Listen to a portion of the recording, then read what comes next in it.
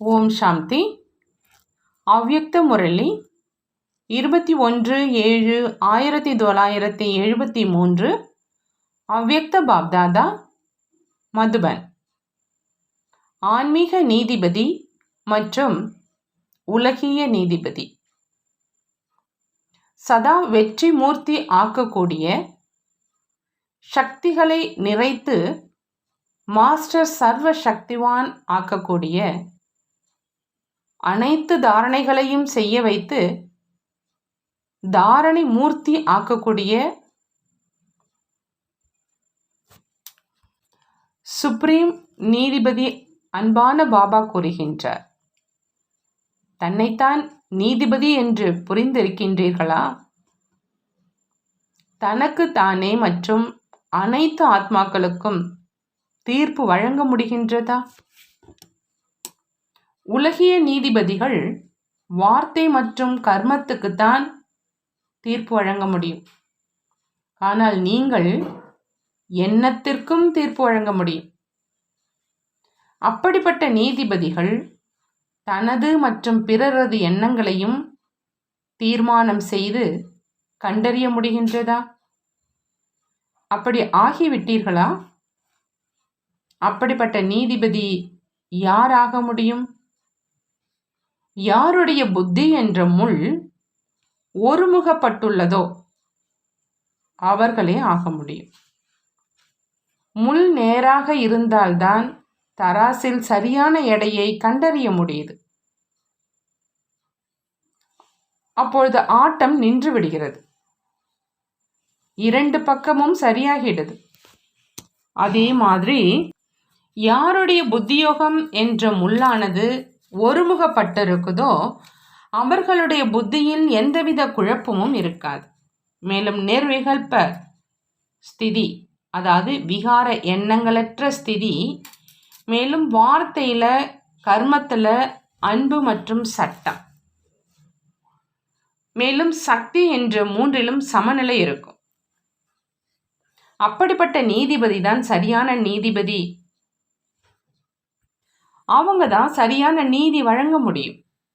அப்படிப்பட்ட ஆத்மாதான் பிறரை சகஜமாக கண்டறிய முடியும். அப்படி கண்டறியும் சக்தி, தீர்மானிக்கும் சக்தியை தனக்குள் அனுபவம் செய்றீங்களா? உலகிய நீதிபதி ஒருவேளை தவறான தீர்ப்பை கூறிவிட்டால் அந்த ஆத்மாக்கு ஒரு பிறவியோ அல்லது அதுல சிறிது நாட்களையோ வீணாக இழந்துடுறாங்க. அதாவது அவங்களுக்கு பலவிதமான நஷ்டத்தை ஏற்படுத்த காரணமாக ஆயிடுறாங்க. ஆனால் நீங்கள் ஆன்மீக நீதிபதிகள் பிறரை கண்டறிய முடியல அப்படின்னா ஆத்மாவுக்கு பல பிறவிகளுக்கான நஷ்டத்தை ஏற்படுத்த காரணமாக ஆயிடுறீங்க. தன் மீது அப்படிப்பட்ட பொறுப்பை உணர்றீங்களா? நீங்கள் பல ஆத்மாக்களுக்கு நன்மை செய்ய நிமித்தமானவங்க. அநேக ஆத்மாக்களை பாபாவோடு சந்திக்க வைக்க நிமித்தமானவங்க.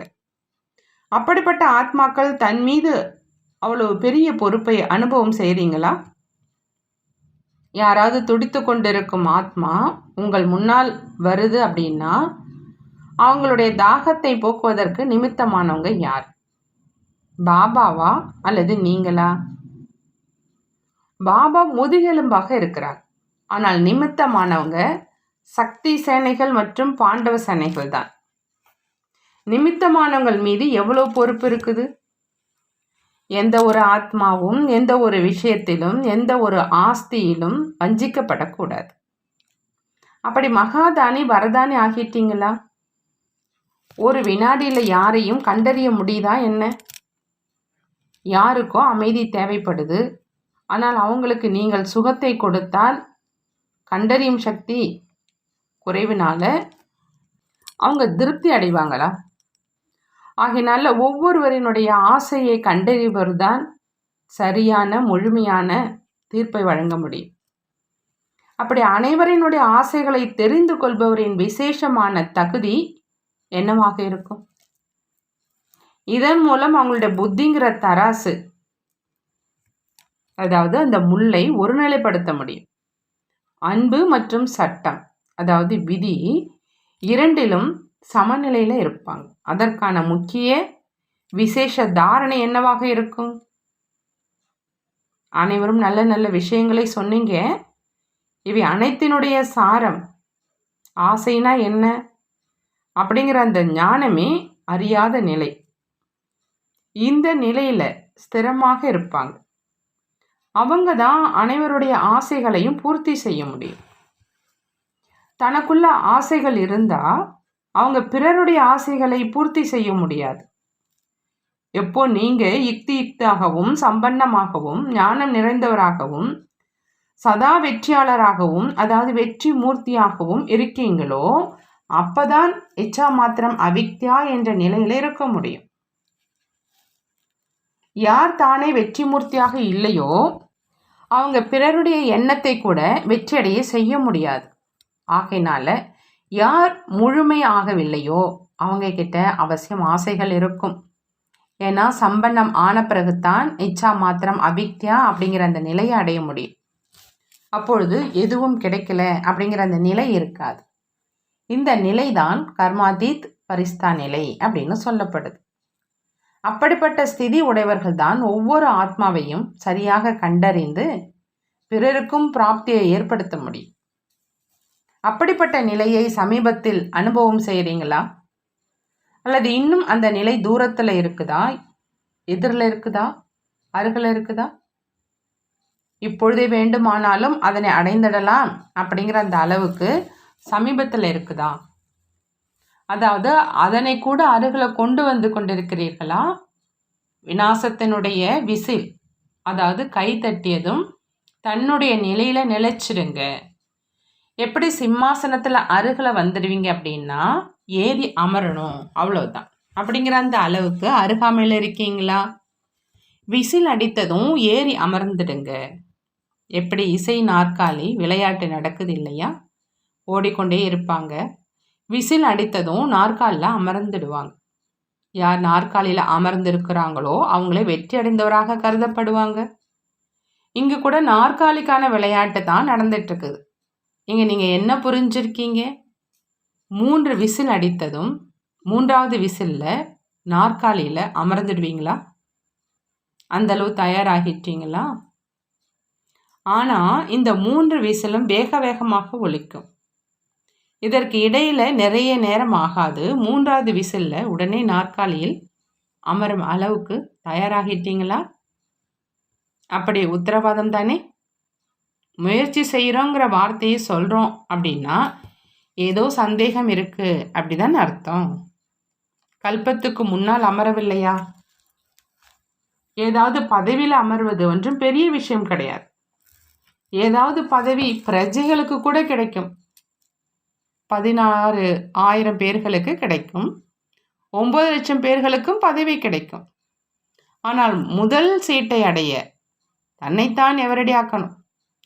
நிமித்தமாகி இருக்கக்கூடிய நீங்களே 2வது நிலையில் இருந்தால் நீங்கள் யாருக்கு நிமித்தமானீங்களோ அவங்க எதனை வந்தடைவாங்க? தன்னை விஸ்வ கல்யாணக்காரி அப்படின்னு புரிஞ்சிருக்கீங்களா? ஆகவே யார் விஸ்வ கல்யாணக்காரி ஆகியிருக்கீங்களோ அவங்க கைத்தட்டலுக்காக விசிலுக்காக எதிர்பார்த்து கொண்டிருக்கணும். தன்னை முதலிலேயே தயார் செய்பவர் தான் விசிலுக்காக காத்திருக்க முடியும். தயார் ஆகலை அப்படின்னா அவங்க எதிர்பார்த்திருக்க முடியாது. ஆகையினால முதலிலேயே தயாராகவும். இவங்க தான் மகாரதிகள், மகாவீரனினுடைய அடையாளம். ஆகையினால எவரடியாவதற்காக இப்பொழுதிலிருந்தே தன்னைத்தான் சோதனை செய்யவும். எப்படி முழு ஞானத்தையும் திருப்பி பார்க்கின்றோமோ அதே மாதிரி தன்னுடைய முயற்சி மற்றும் பிராப்தினுடைய சார்ட்டை ஆரம்பத்திலிருந்து திரும்பி பார்க்கணும். அதில் முக்கியமாக 4 பாடங்கள் இருக்குது. அந்த 4ஐயும் முன்னால் வைத்து ஒவ்வொரு பாடத்திலும் தேர்ச்சி அடைஞ்சிருக்கேன்னா அப்படிங்கிறத பார்க்கணும். ஞானம், யோகம், தெய்வீக குண தாரணை மற்றும் ஈஸ்வரிய சேவை அப்படிங்கிற பாடங்கள். அதுபோல் இங்கு 4 சம்பந்தம் இருக்குது. 3 சம்பந்தம் தெளிவாக இருக்குது. சத்திய தந்தை, சத்திய டீச்சர், சத்குரு. 4வது சம்பந்தம் நாயகன். நம் அனைவருடைய நாயகன் ஒருவர் தான். இந்த ஒரு சம்பந்தம்தான் ஆத்மா பரமாத்மா சந்திப்பு, அதாவது விவாகம்.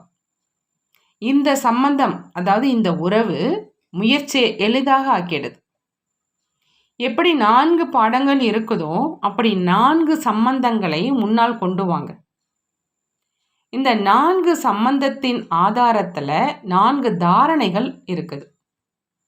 ஒன்று பாபாங்கிற சம்பந்தத்தில் கட்டளைப்படி நடப்பவர், இரண்டாவது டீச்சருங்கிற சம்பந்தத்தில் நேர்மையானவர், சத்குருங்கிற சம்பந்தத்தில் கட்டளைக்கு கீழ்ப்படிந்தவர், மேலும் நாயகன்கிற சம்பந்தத்தில் நம்பிக்கையானவர். இந்த 4 சம்பந்தம் 4 தாரணைகளை திருப்பி பார்க்கணும். இதன் கூடவே 4 ஸ்லோகனையும் நினைவில் வைக்கணும். அது என்ன ஸ்லோகன்? அப்பாங்கிற சம்பந்தத்தில் குழந்தையே தந்தையை வெளிப்படுத்தணும், அதாவது நல்ல குழந்தையாகி தந்தையை வெளிப்படுத்தணும்.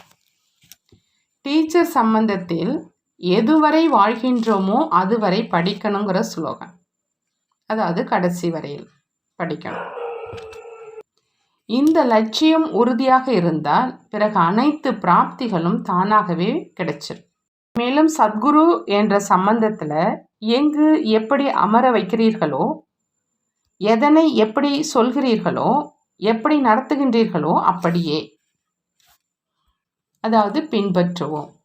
அதாவது கட்டளையிடுபவர் நடத்தி கொண்டிருக்கிறார் அப்படிங்கிற அந்த ஸ்லோகனை நினைவில் வைக்கணும். நாயகன் சம்பந்தத்தில் உங்களுடனேயே அமருவேன், உங்களுடனே சாப்பிடுவேன், ஒவ்வொரு மூச்சிலும் உங்களுடனே இருப்பேன். இது நாயகன்கிற சம்பந்தத்தில் தாரணை செய்ய வேண்டிய ஸ்லோகம். இந்த அனைத்து விஷயங்களையும் நம் முன்னால் வச்சு சோதனை செய்யணும். இந்த அனைத்து விஷயங்களையும் திருப்பி பார்க்கணும். நீண்ட காலமாக ஒரே மாதிரியாக தொடர்ச்சியாக இந்த 4 சம்பந்தங்களை நிர்வகித்து வருகின்றேனா, அல்லது இடையிடையே விட்டு போகின்றதா? இடையில சிறிது இடைவெளி விட்டாலும் அடிக்கடி துண்டாகும் பொருள் பலவீனம் அடைஞ்சிருது. ஆகினால வாழ்வில் இந்த 4 விஷயங்களின் ஆதாரத்தையும் திரும்பி பார்க்கணும். இதனை சோதனை செஞ்சு தன்னைத்தான் கண்டறிய முடியும். என்னுடைய பிரார்த்தி என்ன என்பதை கண்டறியலாம். சூரிய வம்சமா அல்லது சந்திர வம்சமா? சூரிய வம்சத்தில் ராஜ்ய குடும்பத்திலா அல்லது மகாராஜா மகாராணியா? இப்போது பரீட்சை நேரம் கடைசியினுடைய நெருக்கத்தில் வந்துட்டு இருக்குது. அதன் பிரகாரம் உலகிய கல்வியில் அனைத்து பாடங்களையும் திருப்பி பார்த்து படிப்பாங்க இல்லையா? ஒவ்வொரு பாடத்தையும் திருப்பி பார்த்து குறைகளை நிவர்த்தி செய்வாங்க. அதே மாதிரி இங்கும் அனைவரும் தன்னுடைய முயற்சியை திருப்பி பார்க்கணும். எப்படி தனக்குத்தானே நீதிபதியாவது அப்படிங்கிற அந்த வழியே சொல்கிறாங்க. எப்போ தனக்குத்தானே நீதிபதி ஆகிறாங்களோ அப்போ பிறரை கண்டறிவது கூட எளிதாக ஆயிடும். தான் பிராப்தி நிறைந்தவராக இருந்தால்தான் பிறருக்கும் பிராப்தியை ஏற்படுத்த முடியும். இதனை சோதனை செய்வது எளிதுதானே. பாடத்திலும் சம்பந்தத்திலும் தாரணையிலும் எந்த ஸ்லோகனிலும் கூட குறை ஏற்படக்கூடாது. இப்போ ரிசல்ட் வெளிப்படுவதற்கான நேரம் வந்துட்டு இருக்குது. ரிசல்ட் வெளிப்படுவதற்கு முன்பு முதல்ல புகாரை சரி செஞ்சிடுங்க. தன்னை பற்றிய புகாரை கூட நீங்களே தான் செய்கிறீங்க. அமிர்த வேலையிலிருந்து புகார் செய்கிறீங்க. எது வரையில் புகார் செய்கிறீங்களோ அது வரையில் நீங்கள் முழுமை நிலை அடைய முடியாது. ஆகினால சர்வ சக்திவானாகி தன்னுடைய புகாரை நீங்களே நிவர்த்தி செஞ்சிருங்க. இப்பொழுது கடைசி வாய்ப்பிற்கான நேரம். இல்லை அப்படின்னா நேரம் கடந்து விட்டது அப்படிங்கிற அந்த போர்டு விழுந்துடும். டூ லேட் அப்படிங்கிற போர்டு விழுந்துடும். இப்பொழுது பிராப்திக்கான நேரம் கூட நிறைய சென்றுடுச்சு. சிறிது நேரம்தான் இருக்குது. பிறகு பச்சாதாபப்படும் நேரம் வந்துடும். பச்சாதாபப்படும் நேரத்தில் எந்த பிராப்தியும் அடைய முடியாது. ஆகையினால இப்பொழுது கிடைத்திருக்கும் நேரம் கூட, வாய்ப்பு கூட பிறருக்கு நிமித்தமாக உங்களுக்கும் வாய்ப்பு கிடைச்சிருக்குது. ஆனாலும் இதுவும் வாய்ப்பு தானே. வாய்ப்பை அடைய வேண்டுமா, இழக்க வேண்டுமா? உங்களுடைய முயற்சினால் எப்படி விரும்புகிறீங்களோ அப்படி ஆக முடியும். ஆகையினால இப்பொழுது திரும்பி பார்க்கணும். திரும்பி பார்க்கும் பொழுது தீர்மானம் செய்யும் பொழுது எப்படி செய்யணும் அப்படிங்கிறத பாபா முன்பே சொல்லியிருக்கிறாங்க. விதியை சொல்லிட்டாங்க. ஏன்னா விதிப்படி செய்தால்தான் பலனை அடைய முடியும். யார் சம்பூர்ண நிலைக்கு மிக அருகாமையில் இருக்கிறாங்களோ அவங்களுடைய வார்த்தை கர்மத்தில் எந்த ஒரு போதை இருக்கும்? ஈஸ்வரிய போதை இருக்கும். இது அனைவரிடமும் இருக்கு. ஈஸ்வரிய போதையின் ஆஸ்தியை ஈஸ்வரிய மடியில் வந்ததும் அடைஞ்சிட்டோம். அது எப்பொழுதுமே இருக்குது. ஆனால் இது விசேஷமான போதை. அவங்களுடைய எண்ணத்தில் வார்த்தையில் போதைக்கான எந்த ஒரு விஷயம் இருக்கும்? நான் எதனை செஞ்சிட்ருக்கேனோ அதில் முழுமையான வெற்றி அடங்கியிருக்குது அப்படிங்கிற அந்த போதை இருக்கும். என்னுடைய ஒவ்வொரு எண்ணத்திலும் வெற்றிங்கிற போதை இருக்கும். ஒவ்வொரு கர்மத்துக்கு பின்னும் வெற்றி நிழல் போல இருக்குதுங்கிற போதை இருக்கும். என்னுடைய வார்த்தைகள் நடந்துடும் அப்படிங்கிற அந்த போதை இருக்கும். வெற்றி எனக்கு பின்னாலேயே வருது, வெற்றி என்னை விட்டு பிரியவே முடியாது. அப்படிப்பட்ட போதை எப்பொழுது ஒவ்வொரு எண்ணம் வார்த்தை கர்மத்திலும் இருக்குதோ அப்போ நீங்கள் மிகவும் நெருக்கத்தில் இருக்கீங்க. நடக்கத்தான் வேண்டும். சட்டம் கூட அப்படித்தான் சொல்லுது. ஞானமும் தத்துவமும் கூட இதனைத்தான் சொல்லுதுங்கிற உணர்வு அருகாமையினுடைய அடையாளம். நான் மிக அருகில் இருக்கின்றேனா அல்லது எதிரில் இருக்கின்றேனா அப்படிங்கிறத இதன் மூலம் தீர்மானம் செய்யணும். 3 நிலையாகிவிட்டது இல்லையா? நல்லது. அனைவரிடமும் ஒரு எண்ணத்தின் குழப்பம் இருக்கு.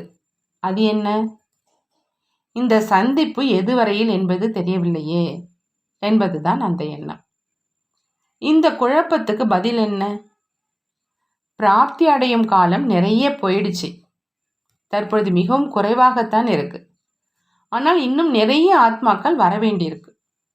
அதன் பொருட்டு தற்போதைய எஞ்சியுள்ள காலம் உங்களுக்கு கிடைத்திருக்கும் நல்ல வாய்ப்பு இல்லையா?